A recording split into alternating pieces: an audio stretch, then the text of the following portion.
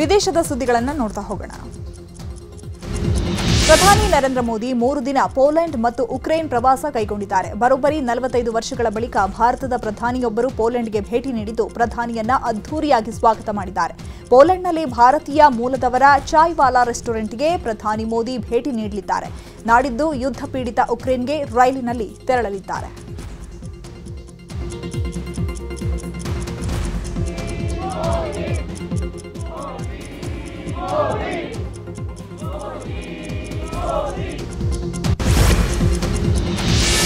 ಸಾಕ್ಷ್ಯಾಧಾರಗಳನ್ನು ಒದಗಿಸಿದ್ರೆ ವಿವಾದಿತ ಇಸ್ಲಾಮಿಕ್ ಬೋಧಕ ಜಾಕಿರ್ ನಾಯ್ಕ್ನನ್ನ ಭಾರತಕ್ಕೆ ಹಸ್ತಾಂತರಿಸುವ ಮನವಿಯನ್ನು ಪರಿಗಣಿಸಬಹುದು ಅಂತ ಮಲೇಷ್ಯಾ ಪ್ರಧಾನಿ ಅನ್ವರ್ ಇಬ್ರಾಹಿಂ ಹೇಳಿದ್ದಾರೆ.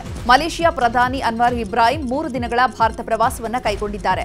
ಇಂಡಿಯನ್ ಕೌನ್ಸಿಲ್ ಆಫ್ ವರ್ಲ್ಡ್ ಅಫೇರ್ಸ್ನಲ್ಲಿ ನಡೆದಂತಹ ಅಧಿವೇಶನದಲ್ಲಿ ಜಾಕಿರ್ ನಾಯ್ಕ್ ಸಂಬಂಧಿಸಿದಂತೆ ಕೇಳಲಾದಂತಹ ಪ್ರಶ್ನೆಗೆ ಈ ಸಮಸ್ಯೆ ದೇಶದ ನಡುವಿನ ದ್ವಿಪಕ್ಷೀಯ ಸಂಬಂಧದ ಮೇಲೆ ಪರಿಣಾಮವನ್ನು ಬೀರದಿರಲಿ ಅಂತ ಹೇಳಿದ್ದಾರೆ.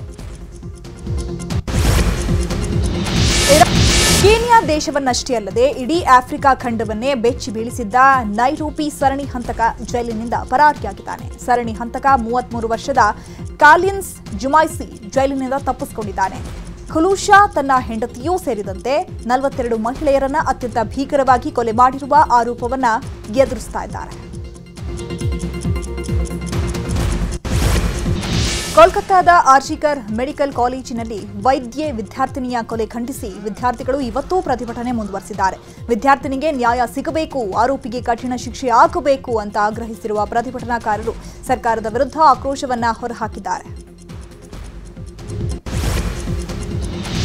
ಜಾರ್ಖಂಡ್ನ ಮಾಜಿ ಸಿಎಂ ಚಂಪೈ ಸೋರೆನ್ ಹೊಸ ಪಕ್ಷವನ್ನು ಸ್ಥಾಪಿಸುವುದಾಗಿ ಘೋಷಿಸಿದ್ದಾರೆ. ಈ ಮೂಲಕ ತಮ್ಮದೇ ಆಡಳಿತಾರೂಢ ಸರ್ಕಾರಕ್ಕೆ ಶಾಕ್ ಕೊಟ್ಟಿದ್ದಾರೆ. ಚಂಪೈ ಸೋರೆನ್ ಬಿಜೆಪಿ ಸೇರ್ತಾರೆ ಎಂಬ ಮಾತುಗಳು ಕೇಳಿಬರ್ತಿತ್ತು. ಈ ಮಧ್ಯೆ ಹೊಸ ಪಕ್ಷ ಸ್ಥಾಪನೆಯನ್ನ ಮಾಡೋದಾಗಿ ಹೇಳಿದ್ದಾರೆ. ಕನ್ನಡಿಗರ ಮೆಚ್ಚಿನ ನಿಮ್ಮ ನ್ಯೂಸ್ 18 ಕನ್ನಡ ಈಗ ವಾಟ್ಸ್ಆಪ್ನಲ್ಲಿಯೂ ಲಭ್ಯ.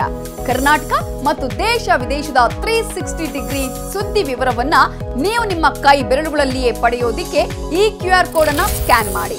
ನಮ್ಮ ಚಾನೆಲ್ ಅನ್ನು ಫಾಲೋ ಮಾಡಿ, ನೋಟಿಫಿಕೇಶನ್ ಆನ್ ಮಾಡಿ.